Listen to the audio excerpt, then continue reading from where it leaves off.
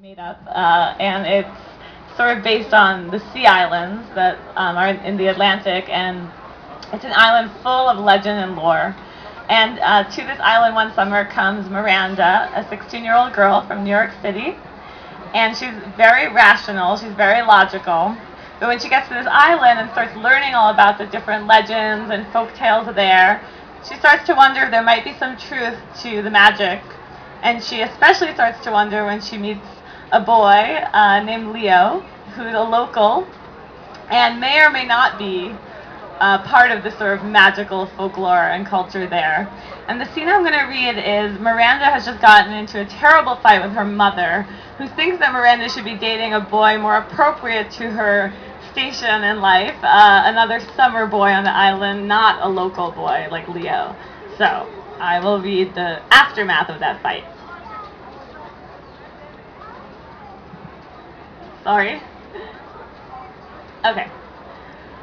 I'm going for a walk, I told Mom, and without waiting for her okay, turned and started down the porch steps. Miranda, are you insane? My mother called. It's about to pour. I won't be long, I told her over my shoulder, my voice nearly drowned out by the wind. A fork of lightning split the sky. Why are you running off? My mom asked, hurrying down the steps after me. I need some air, I replied, and I'm not running. And I didn't. I walked at a steady pace until I reached the end of the street. Then, when I knew Mom couldn't see me anymore, I broke into a run. I ran all the way to town where the stores had their red, white, and blue Happy Independence Day banners strung up in their windows. People hurried to stand under awnings, carrying their umbrellas.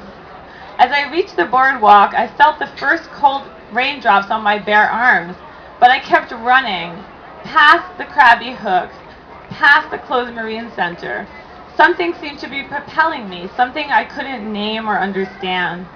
When I got to the end of the boardwalk, I asked myself what I was doing. Though it was only 5 o'clock, the sky looked like midnight. The ocean was furious, lashing itself against the shore, and the trees tilted in the wind.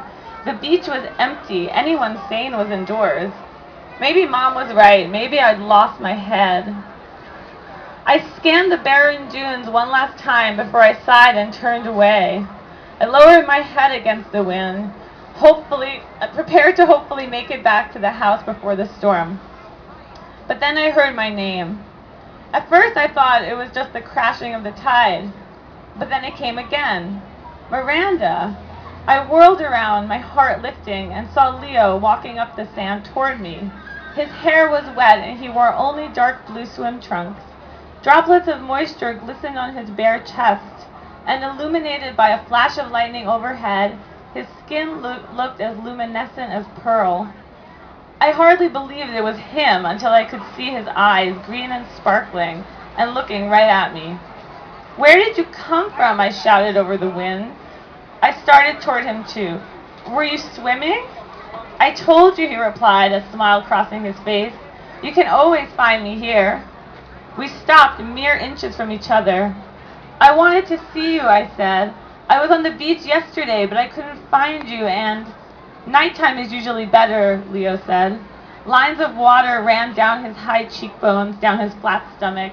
His hair looked like dark honey. I never do things like this, I told him.